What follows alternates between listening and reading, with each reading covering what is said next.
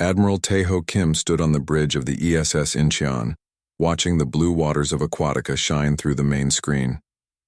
3 years had passed since humanity first met other species in the galaxy. 3 years since Earth learned they were not alone. The discovery changed everything. The Villani were the first aliens to welcome humans with open arms. Their world was covered in vast oceans, and they lived both underwater and on floating cities. They looked different from humans, with smooth, blue skin and large eyes, but they shared something important with Earth's people. They wanted peace. Taeho remembered his first meeting with Prime Minister Kolthara. The Villani leader had offered to share their water cleaning technology with Earth. In return, humans shared their knowledge of building stronger metals and faster engines. It was a fair trade between friends. "Admiral, we have a message from Captain Dongwoo Lee," said Lieutenant So Young-han from her station. She was Earth's best intelligence officer, always watching for trouble in the galaxy. "He says it's urgent." The screen changed to show Captain Lee's worried face. He commanded the research ship Sejong, which traveled between star systems to study new worlds. "Admiral, we picked up something on our long-range sensors. There are many council ships moving toward Villani space, more ships than I've ever seen before." Taeho felt his stomach drop. The Galactic Council ruled most of the galaxy. They said they kept peace between different species, but humans had learned the truth was more complex. The Council was controlled by two powerful groups. The Hegemony were insect-like creatures who loved war. The Dominion were reptile people who wanted to control everyone else. "How many ships, Captain?" Taeho asked. "Over 200, sir. All of them are warships." So Young looked up from her computer. "Admiral, I've been watching Council communications. They've been talking about humans and Villani a lot lately. They don't like our friendship." Taeho nodded. He had worried about this day. The Council members were jealous of human technology. When humans worked with the Villani, they created amazing new things. Faster ships, better weapons, and most importantly, new ways to grow food and clean water. These inventions could help many species live better lives, but the Council didn't want other species to become stronger. They wanted to stay in control. "Get me Ambassador Ji-hoon Choi," Taeho ordered. "And contact the Villani government. We need to warn them." Minutes passed like hours. Ambassador Choi tried to call different council members, but none of them answered. The Villani government was confused and scared. They had never fought a war. Their ships were built for exploring and trading, not fighting. Captain Yoon Ji-yoon called from the destroyer Daejeon. "Admiral, our sensors show the Council fleet is moving fast. They'll reach Villani space in less than 2 days." Taeho looked at the numbers on his screen. Earth had only 12 ships in this part of the galaxy. The Council was bringing 200. Even if every human ship fought perfectly, they couldn't win against such numbers. "Sir," So Young said quietly, "I intercepted another Council message. They're not just planning to attack military targets. They want to destroy every Villani settlement." The bridge became very quiet. Everyone understood what this meant. The Council wasn't planning a war. They were planning to kill an entire species. Hyejin Park, Earth's liaison to the Villani, appeared on another screen. Her face was pale with fear. "Admiral, the Villani leaders are asking for help. They don't understand why the Council wants to hurt them. They've never attacked anyone. We'll do everything we can," Taeho promised, but inside he felt helpless. How could 12 ships protect an entire star system? Commander Min Ho-jung spoke from his stealth ship, the Gwangju. "Admiral, I'm moving closer to Villani space.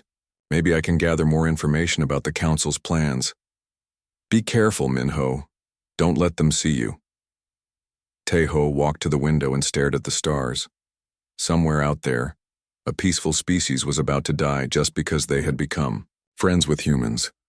The Council was sending a message to the galaxy. Anyone who helped Earth would face the same fate. So Young worked at her station trying to break into more Council communications. "Admiral, I'm seeing references to something called Operation Clean Slate. It looks like they've been planning this for months. What exactly are they planning?"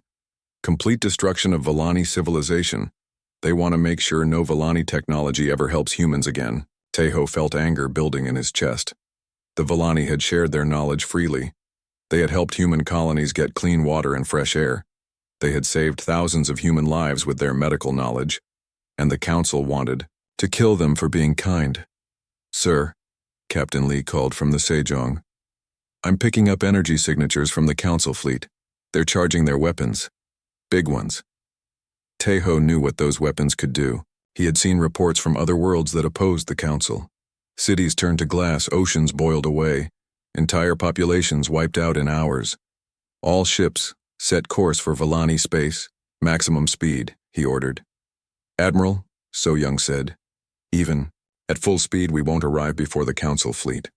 "I know, but we have to try." Heejin's voice came through the speakers again. "Admiral, Prime Minister Kolthara wants to speak with you." The screen showed the Villani leader. His large eyes were filled with sadness and fear. "Admiral Kim, my people are grateful for your friendship. If we must die, we want you to know that knowing humans made our lives better. Don't talk like that, we're coming to help." "With 12 ships against 200? No, my friend, you would die with us and that would make the council happy. Promise me something instead." "What?" "Remember us. Remember that the Villani tried to make the galaxy a better place. Don't let our deaths be for nothing." The communication ended. Tejo stared at the empty screen, his hands clenched into fists. In his 30 years of military service, he had never felt so helpless. "Admiral," So Young said softly, "long-range sensors are picking up the council fleet. They've entered Villani space." Tejo closed his eyes. Somewhere in the darkness ahead, the massacre was about to begin. The council thought they were solving a problem by destroying the Villani. They had no idea they were creating something much worse. They were about to learn what happened when humans lost everything they cared about. Commander Min Ho-jung watched in horror as the council fleet appeared in Villani space. His stealth ship Gwangju was hidden behind a large asteroid, but he could see everything through his sensors. 200 warships spread across the star system, like a disease. The Villani had tried to prepare for the attack. Their small defense fleet moved to protect their homeworld of Aquatica. 30 ships against 200. It was like children fighting tigers. "Commander," his weapons officer whispered, "they're not even trying to talk, the council ships are just attacking." Minho watched the first exchange of fire. Villani ships shot bright blue energy beams, but the council vessels had strong shields. The return fire was devastating. Orange and red death rays cut through Villani ships like they were made of paper. "Sir, should we help them?" Minho wanted to say yes, but he knew better. One small ship couldn't change anything. His job was to watch and report what he saw, even if it broke his heart. The council used a terrible strategy. They didn't just attack military targets. Their big ships moved to the Villani cities and started destroying everything. Space stations that housed millions of people exploded into bright lights. Orbital farms that fed the planet burned like stars. On Aquatica's surface, the bombardment began. The council ships used weapons that turned water into steam. The beautiful blue oceans started to boil. Floating cities sank beneath waves of fire. The Villani had nowhere to run. Captain Yoon Ji-yoon arrived with the destroyer Daejeon just as the outer colonies were being attacked. She ignored Minho's warnings and flew straight into the battle zone. Her ship was fast and well armed, but it was still just one ship. "This is Captain Yoon to all Villani civilians," she broadcast. "Get to your escape pods. We're here to help." Though Daejeon raced between burning space stations, her crew working desperately to save lives, they managed to rescue 300 Villani from a destroyed orbital city. The escape pods docked with the human ship, and Captain Yoon ordered her crew to jump to hyperspace. But the council had been waiting for this. 6 enemy fighters surrounded the Daejeon as she tried to escape. They fired everything they had at the human ship. "Hull breach on decks 3 and 4, reported the damage control officer. "We're losing power." Captain Yoon knew her ship was dying, but she wouldn't give up. "Keep those civilians safe, even if we don't make it out, they will." The Daejeon fought back with everything she had. Her guns destroyed 2 council fighters, but more kept coming. The human crew sold their lives dearly, But in the end, it wasn't enough. Minho watched from his hiding place as the Daejeon exploded, but the worst was yet to come. The Council fighters moved to the escape pods floating in space. Inside were the Villani civilians that Captain Yoon had died to save. The Council fighters opened fire on the defenseless pods. Minho had seen war before, but this was different. This was murder. The Council wasn't just winning a battle. They were making sure no Villani would survive to tell what happened here. On Aquatica, the bombardment continued for hours. The planet's blue oceans turned red with fire. Cities that had stood for thousands of years disappeared in seconds. The Council used special weapons that poisoned the water and air. Even if some Villani survived the attack, their world would be dead for centuries. Hyejin Park managed to send one last message from the Villani capital ship. Her voice was calm, but Minho could hear the sadness in her words. To any humans who can hear this, remember us. Remember that we tried to build something beautiful with your people. The Council is destroying our research stations, but some data survived. We were working on new communication technology that could connect human colonies across the galaxy instantly. Find it. Use it. Make our sacrifice mean something. The transmission ended when a Council dreadnought fired its main gun into the Villani capital ship. The explosion was so bright that Minho's sensors were blinded for several seconds. Admiral Taeho finally arrived with the main human fleet, but it was too late. The battle was already over. Villani space was filled with debris and death. 47 million people had lived in this star system. Now there were none.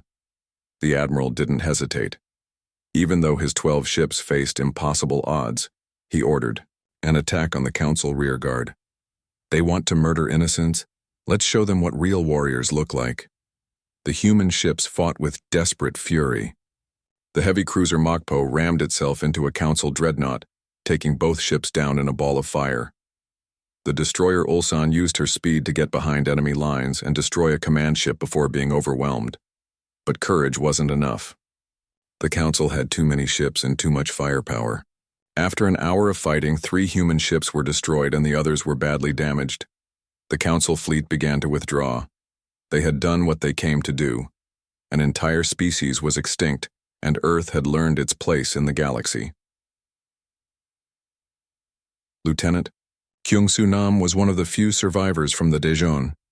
His escape pod was picked up by the Incheon after floating in space for 6 hours, but he brought something valuable with him. During the battle, he had managed to download data from a destroyed Villani science ship. "Admiral," he said weakly, "the Villani were more advanced than we thought. This data contains weapon designs and shield technology, things that could help us fight back." Taeho looked at the young officer. "Fight back? Lieutenant, we just lost. Half our fleet against their rear guard. The Council has thousands of ships. With respect, sir, that was before we had this." Kyung-Soo held up the data pad. "The Villani were peaceful, but they weren't weak. They just never wanted to build weapons of war. But the knowledge was there." Taeho took the data pad and studied the information. His eyes grew wide as he read. Energy shields that could regenerate. Weapons that adapted to enemy defenses. Ship hulls that could repair themselves during battle. "How long would it take to build these?" he asked. "With Earth's industrial capacity? Maybe 6 months for the first prototypes." Taeho looked out at the ruins of Villani civilization. 47 million beings had died because they chose to be friends with humanity. The Council thought this would teach Earth to stay alone and weak. They were wrong. "Send a message to Earth," Taeho ordered. "Tell them we need every shipyard working around the clock. And get me a meeting with the President. It's time to show the galaxy what happens when you hurt Earth's friends." Min Ho-jung came aboard the Incheon with footage of everything he had witnessed. The murder of civilians. The poisoning of worlds. The systematic extinction of an entire species. "Sir," he said to the Admiral, "I recorded everything. The whole galaxy should see what the Council really is." Taeho nodded. "They will. But first, we're going to make sure the Council pays for what they did here. Every last one of them." The human fleet turned away from the dead star system, carrying with them the data that would change everything. The Council had won this battle, but they had also planted the seeds of their own destruction. They just didn't know it yet. 6 months had passed since the Villani massacre. Earth had gone silent. No human ships traveled the galaxy. No human ambassadors attended council meetings. The other species thought humanity had learned its lesson and retreated to their small corner of space. They were wrong. General Sang-wook Oh stood in the hidden shipyard built inside the asteroid belt around Earth's sun. The massive construction facility was invisible to outside sensors, protected by the same stealth technology that had kept Commander Minho's ship hidden during the Vellani attack. "How many ships do we have now?" he asked Chief Engineer Yu-jin. "Kang, 150 completed with 50 more almost ready," Yu-jin replied. She looked tired but proud. "These aren't like our old ships, General. They're something completely new." The ships floating in the construction bays looked different from anything humans had built before. Their hulls seemed to shift and change, color like living skin. Strange tubes and patterns covered their surfaces. They looked more grown than built. "The Vellani biotechnology is working better than we hoped," Yu-jin explained. "These ships can heal damage during battle. Their shields get stronger when they're attacked. And the weapons," she smiled grimly. "The weapons learn how to fight better each time they're used." Dr. Haewon Kim approached them, carrying a data pad full of research notes. She had spent months studying pieces of destroyed council ships that were collected after the battle. "I've found something interesting about our enemies," she said. "The hegemony ships use living computers made from insect brains. They're very fast and smart, but they have a weakness. If you hit them with the right frequency of energy, their whole nervous system shuts down." "And we can generate that frequency?" General O asked. "Better than that. The Vellani technology lets our weapons adjust automatically. Once our ships start fighting hegemony vessels, they'll figure out the right frequency and use it." Captain Seokjin Park entered the command center with urgent news. He was Hyejin's younger brother, and losing his sister had made him determined to make the council pay. He commanded a network of spy satellites that watched council movements throughout the galaxy. "General, we have a problem," he said. "The council is planning another attack. They're targeting the Kepler Republic." General O felt his anger rise. The Kepler Republic was humanity's only remaining ally. They were a peaceful species that had shared star charts and navigation technology with Earth. Now the council wanted to punish them for helping humans. "How long do we have?" he asked. 2 weeks, maybe 3. "They're assembling a fleet at the Nexus station." Intelligence Officer Jin Young Lee looked up from her computer station. "Sir, I've been monitoring council communications. They plan to give the Kepler Republic an ultimatum: submit to council control or face the same fate as the Vellani." General O walked to the observation window and looked out at the new fleet. Each ship represented months of work and innovation. Human engineers had taken Vellani biotechnology and combined it with Earth's industrial power to create something the galaxy had never seen. "What about the weapons testing?" he asked. Commander Jae-hyun Cho stepped forward. He had been testing the new fighter designs for weeks. "The small ships are incredible, General. They can think independently and work together like a swarm of insects. I've seen 12 fighters destroy ships 10 times their size. And the big ships? Even better. The new plasma weapons can cut through any shield the Council has. And if the shields somehow hold, the weapons adapt and find a new way through." President Mi Young-an called from Earth with concerns about starting a full war with the Council. "General, are you sure we're ready for this? The Council has thousands of ships across hundreds of worlds." "Madam President, they proved at Vellani space that they don't want peace. They want to control or destroy every species that doesn't bow to them. We can hide here and hope they ignore us, or we can fight back while we still have allies to help." Defense Secretary Woo Sung Kim supported the general's position. "The data from the Kepler Republic shows the Council is already planning attacks on human colonies. They're not going to stop with our allies." Admiral Taeho attended the meeting from his flagship. The loss at Vellani space had changed him. He was quieter now, more focused. But his determination to make the Council pay had never wavered. "The new ships are ready," he reported. "We have 200 vessels that are better than anything the Council has. But more importantly, we have something they don't expect." "What's that?" President An asked. They think we're still the peaceful humans who just wanted to explore space and make friends. They have no idea what we've become. Dr. Hei Wan shared more of her research.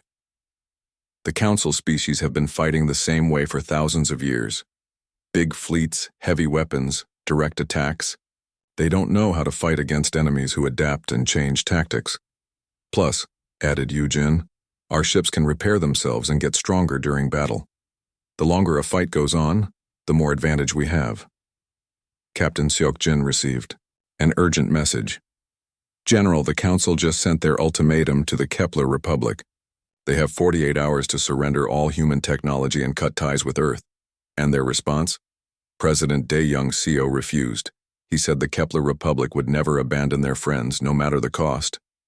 General O felt pride and sadness at the same time. Another peaceful species was about to die because they had chosen to be friends with humanity. But this time would be different. Admiral Taeho, how soon can the fleet be ready to move? We can launch in 12 hours, General. Then we launch in 10. I want to be there before the Council arrives. President An looked worried. General, what if we lose? What if the new technology isn't enough? General O thought about the 47 million Villani who had died. He thought about Captain Yoon Ji-yoon and her crew who had died trying to save civilians. He thought about all the peaceful species the Council had destroyed over the centuries. Then we make sure our deaths cost them so much that other species can finish what we started, he said. But I don't think we're going to lose. The Council has spent so long picking on weak enemies that they've forgotten how to fight real warriors. Commander Jae-hyun ran final tests on the fighter squadrons. The small ships moved through space like living creatures, anticipating each other's movements and working together perfectly. General, the pilots say the ships almost think for themselves. It's like flying with a partner instead of just a machine. Jin Young reported more intelligence from Council space. Sir, they're sending 80 ships to attack the Kepler Republic. They think that's more than enough to handle any resistance. Perfect, General O said. Let them think they're fighting the old Earth fleet. By the time they realize what we've become, it will be too late. The preparation was complete. In hidden shipyards throughout the solar system, 200 advanced warships prepared for launch. Each one carried weapons that could adapt to any defense and shields that grew stronger under attack. The crews had trained for months with the new biotechnology, learning to work with ships that were as much alive as they were machine. Admiral Taeho stood on the bridge of his new flagship, watching the fleet assemble. These weren't the desperate ships that had tried to save the Villani. These were predators built for one purpose, hunting Council fleets. All ships report ready, Admiral, reported his communications officer. Then it's time to go hunting, Taeho said. The Council wanted to teach the galaxy a lesson about crossing them. Now we're going to teach them what happens when you hurt humanity's friends. The fleet jumped to hyperspace, carrying with it the hopes of every peaceful species in the galaxy. The Council had no idea that death was coming for them. The Council punishment fleet arrived at Kepler Prime with confidence. Admiral Velthak commanded 80 of the finest ships in the hegemony navy. His orders were simple: destroy the Kepler Republic as an example to any species that might help humanity. Begin the bombardment, he ordered. Start with their military installations, then move to the cities. The first wave of Council ships moved toward the planet, their weapons charging. The Kepler Republic had a small defense fleet, but it was no match for Council firepower. This would be over quickly. That's when the human fleet appeared. 50 ships dropped out of hyperspace between the Council fleet and Kepler Prime. But these weren't the ships Admiral Velthak expected to see. The human vessels looked strange, their hulls shifting color from black to silver to deep blue. They moved with a fluid grace that seemed almost alive. What are those? Asked his tactical officer. Just humans, Velthak replied, but he felt uncertain. Destroy them quickly, then continue with the mission. Captain Boram Lee commanded the 1st Human Strike Force. Her ship, the Soul, led the attack with deadly precision. The new bioplasma weapons fired beams of living energy that seemed to think for themselves, finding weak spots in enemy shields and exploiting them. The Council. Ships fired back, but something was wrong. The human vessels seemed to absorb the damage and keep fighting. Worse, their shields were getting stronger with each hit they took. "Sir," reported the tactical officer on Velthak's flagship, "our weapons aren't working properly. The human shields are adapting to our energy frequencies." Commander Hyun-sik Kim led a squadron of the new ghost fighters into the middle of the council formation. The tiny ships were almost impossible to target, appearing and disappearing on sensors like phantoms. They moved between the large council vessels, striking at weak points and vanishing before return fire could hit them. "There are too many small contacts," complained a hegemony weapons officer. "They're everywhere at once." The ghost fighters worked together like a swarm, sharing information instantly through their bioneural links. When one fighter found a weakness in a council ship, all the others knew about it immediately. They struck in perfect coordination, overwhelming enemy defenses through pure teamwork. Admiral Velthak watched in growing alarm as his formation began to fall apart. 3 of his heavy cruisers were already destroyed, their hulls split open by weapons that seemed to eat through metal and energy shields alike. "All ships tighten formation," he ordered. "Focus fire on the human command vessel." 20 council ships turned their guns on Captain Bo Ram's flagship. The concentrated firepower should have destroyed any ship instantly. Instead, the Soul's bioadaptive hull shifted and changed, spreading the damage across its entire surface. The ship's living armor began to regenerate even as the bombardment continued. Lieutenant Colonel Su Jin-oh activated the weapon that would change the battle completely. Hidden transmitters throughout the human fleet began broadcasting the neural disruptor frequency that Dr. Haewon had discovered. The effect on the hegemony ships was immediate and devastating. Their organic control systems began to malfunction. Ships that had been firing in perfect coordination suddenly started shooting randomly. Some vessels simply shut down as their living computers died. "What's happening to our fleet?" Velthak demanded. "Unknown weapon, sir," replied his science officer, his voice filled with panic. "It's disrupting our bioneural networks. Our ships can't coordinate anymore." The human fleet pressed their advantage.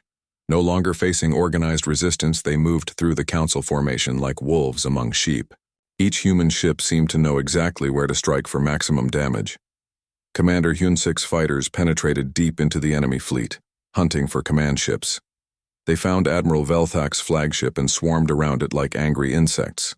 Their microplasma torpedoes ate through the ship's armor while defensive guns fired uselessly at targets too small and fast to hit. "Sir, we need to retreat," urged Velthak's tactical officer. "We've lost half our ships already." But retreat was not an option. The Council had given Velthak strict orders: make an example of anyone who helped humanity. If he returned in defeat, his own superiors would have him executed. In desperation, he ordered his remaining ships to target Kepler Prime's civilian population. "If we can't win the battle, we'll complete the mission, destroy their cities." Captain Bo Ram saw the Council, ships turning toward the planet, and felt rage build in her chest. The same tactic they had used on the Volani. Murder innocents to force surrender. "All ships, new target priority," she broadcast. "Any Council vessel targeting civilians is to be destroyed immediately." The human response was swift and merciless. Captain Na Young Kim's battleship Busan broke away from the main battle and intercepted Velthak's flagship before it could fire on the planet. The 2 massive ships engaged in single combat while the battle raged around them. The Busan's bioadaptive weapons slowly carved through the Council ship's defenses. Unlike normal energy weapons that fired in straight lines, these plasma beams curved and twisted, finding their way around shields and armor. They seemed to hunt for the most vulnerable spots on the enemy vessel. "Please," Admiral Velthak broadcast as his ship began to die around him. "We surrender. In the name of galactic law, we surrender." Captain Na Young's response was cold and final. "You didn't offer surrender to the Volani civilians. You don't get what you didn't give." The Busan's main gun fired one last time, and Velthak's flagship exploded in a ball of fire. The rest of the Council fleet tried to escape, but the human ships were faster and more maneuverable. The bio-enhanced engines could push the vessels beyond their normal limits, and the living hulls could withstand the stress. Commander Hyun-sik's fighters hunted down the fleeing ships like predators chasing wounded prey. None of the 80 Council vessels made it out of the star system alive. Major Gi-hun Park interrogated the few Council survivors who had made it to escape pods. The questioning revealed valuable intelligence about Council military bases and fleet movements.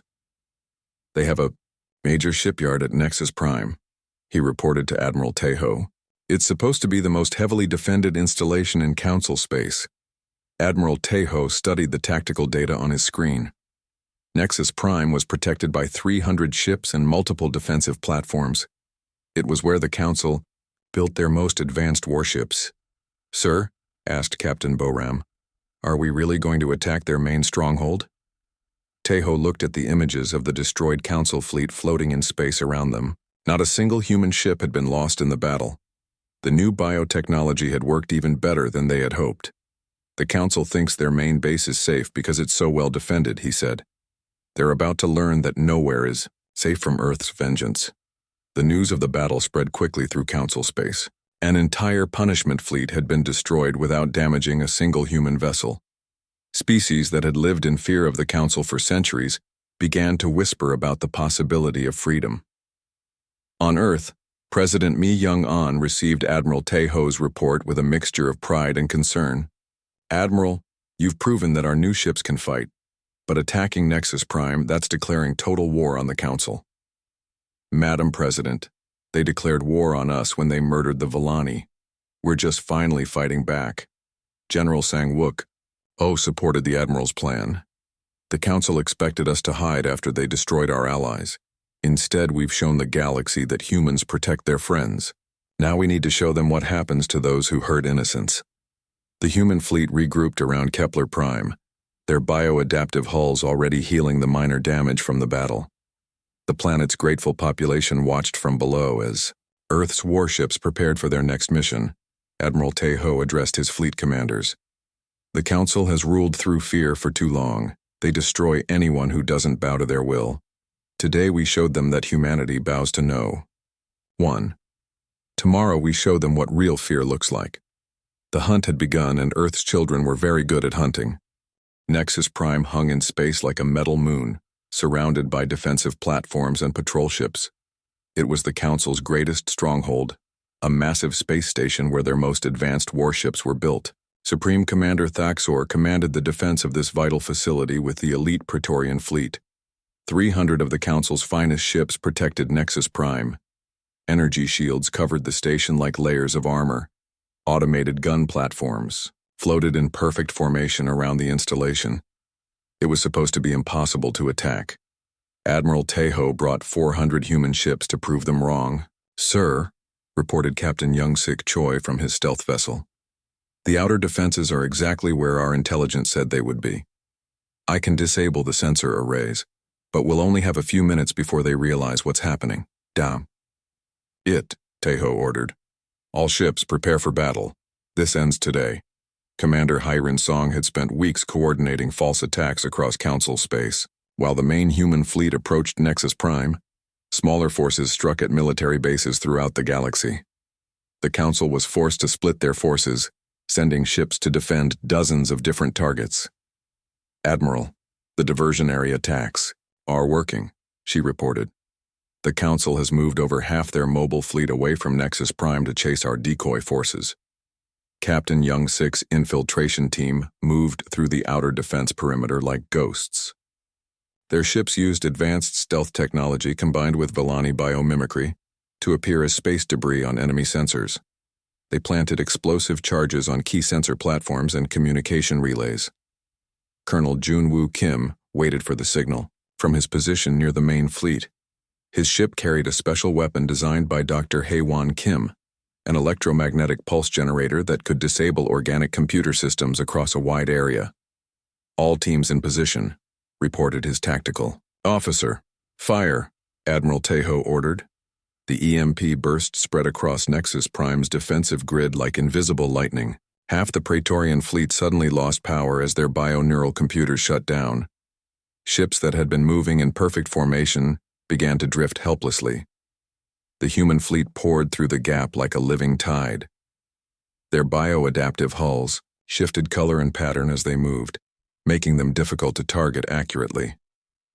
The remaining Council ships fired desperately at enemies that seemed to flow around their weapons. Supreme Commander Thaxor watched in disbelief as his perfect defenses crumbled. How are they moving like that? Ships don't behave like living creatures. His science officer studied the sensor readings with growing alarm. Sir, their hulls appear to be partially organic. They're adapting to our targeting systems in real time. Captain Sung Ho Park led a squadron of heavy assault ships directly at the station's main docking bay. His vessels used their bioplasma weapons to cut through the massive armor plating like it was paper. The living energy beams found weak spots in the metal and exploited them, creating holes that spread and grew larger. Breach successful, he reported. Landing parties are go. The space battle raged around Nexus Prime as human ships engaged the remaining Praetorian fleet. The Council vessels were individually powerful, but they couldn't adapt to changing conditions the way the human ships could. Every time they developed a new tactic, the human fleet evolved a counter-strategy. Commander Hyun-6 ghost fighters swarmed through the defensive platforms like locusts, their micro-torpedoes destroying gun emplacements and shield generators. The tiny ships worked together with perfect coordination, sharing targeting data through their bio-neural links. Inside the station, Admiral Tae-ho led a boarding party toward the command center. The human soldiers wore powered armor that incorporated Volani biological enhancements, making them faster and stronger than normal humans. Lieutenant Seung Ho Yoon and Sergeant Mi-ran Jung fought beside him, cutting through Council security forces with weapons that adapted to each new type of armor they encountered. Sir, we're taking heavy casualties, reported a Council officer to Supreme Commander Thaxor. The human weapons seem to learn from each engagement. Our armor that stopped their first shots is useless against their second ones. Thaxor had fought in dozens of battles across the galaxy, but he had never seen anything like this. The human forces seemed to get stronger as the battle continued, while his own troops grew weaker and more disorganized. Captain Dongmin Lee coordinated the final assault on the station's power core. His engineering teams used Volani biotechnology to interface directly with the Council's computer systems, turning their own defenses against them. Admiral, we have control of the station's main systems, he reported. We can shut down life, support to specific sections, or overload their power grid. Target the military sectors only, Tae-ho ordered. Leave the civilian areas alone. Outside the station, the space battle was reaching its climax. Captain Na Young Kim's battleship Busan engaged 3 Council dreadnoughts simultaneously. Her ship's bioadaptive hull shifted and flowed, absorbing damage and redirecting it harmlessly away from vital systems. The Busan's main gun fired streams of living plasma that curved around enemy shields and struck at vulnerable points. Each shot was more effective than the last as the weapon learned from previous hits and adjusted its targeting. Supreme Commander Thaxor realized his fleet was losing badly. More than half his ships were destroyed or disabled, and the human forces showed no signs of slowing down. In desperation, he ordered his personal guard to prepare for a final stand in the command center. Admiral Tae-ho and his team fought their way through the station's corridors, facing increasingly desperate resistance. The Council soldiers fought bravely, but their weapons were designed for fighting other Council species. They weren't prepared for enemies who adapted to every tactic. Sir, the command center is just ahead, reported Lieutenant Seung Ho, checking his scanner. Heavy resistance expected. The final battle took place in the heart of Nexus Prime. Supreme Commander Thaxor faced Admiral Tae-ho across the station's main control room, surrounded by the wreckage of destroyed equipment and fallen soldiers. You've doomed the galaxy, Thaxor said, his voice filled with anger and fear. The Council maintained order for 10,000 years. Without us, there will be chaos. Admiral Tae-ho removed his helmet and looked the Council commander in the eyes. The Council maintained control through fear and murder. You destroyed entire species for the crime of wanting to live freely. That's not order. That's tyranny. The Volani were making you too powerful, Thaxor protested. Their technology combined with human innovation would have upset the balance of power. So you murdered 47 million innocent people to maintain your control, Tae-ho replied. That was your choice. This is the consequence. The final confrontation was brief. Thaxor's personal weapons were no match for human power armor, enhanced with Villani biotechnology. The Supreme Commander fell defending the symbol of council power he had served his entire life. Captain Dong Min completed the station's destruction from the inside, overloading the main reactor. The massive explosion could be seen from 3 star systems away, as Nexus Prime died in a ball of fire that took the remaining Praetorian fleet with it. Admiral Taeho stood on the bridge of his flagship, watching the destruction of the Council's greatest stronghold. His communications officer handed him a broadcast transmitter that would reach every inhabited world in the galaxy. "People of the galaxy," he began. "The Galactic Council is hereby dissolved. For too long they have ruled through fear and violence, destroying any species that dared to seek freedom or friendship with others. Today, that ends." The message continued with terms that were both simple and absolute. Any species that had participated in the Villani genocide had 30 days to surrender unconditionally. Any species that chose war would face the full might of Earth's evolved military. The response was immediate and widespread. Across Council space, hegemony worlds began evacuating their populations. Dominion fleets surrendered without firing a shot. Species that had lived under Council oppression for centuries celebrated their freedom. Some Council leaders tried to rally resistance, but it was too late. The human fleet had grown to over 1,000 ships, each one incorporating lessons learned from previous battles. They moved through former Council territory like a force of nature, accepting surrenders and destroying those who chose to fight. On Earth, President Mi Young-an watched the reports coming in from across the galaxy. Humanity had gone from a small, weak species to the dominant military power in known space. It was exactly what the Council had feared would happen. Admiral Taeho visited the memorial wall in his flagship's chapel, where images of the 47 million dead Villani were displayed. He had kept his promise to Prime Minister Kolthara. The galaxy would remember what had happened to the peaceful species that had chosen friendship with humanity. "Rest easy, friends," he said quietly. "Your deaths have been avenged. The galaxy will know that Earth remembers its allies, and Earth protects those who cannot protect themselves." The war was over, but the galaxy was forever changed. Humanity had proven that peaceful species no longer needed to live in fear of powerful oppressors. Earth's children had become the guardians of those who chose friendship over conquest.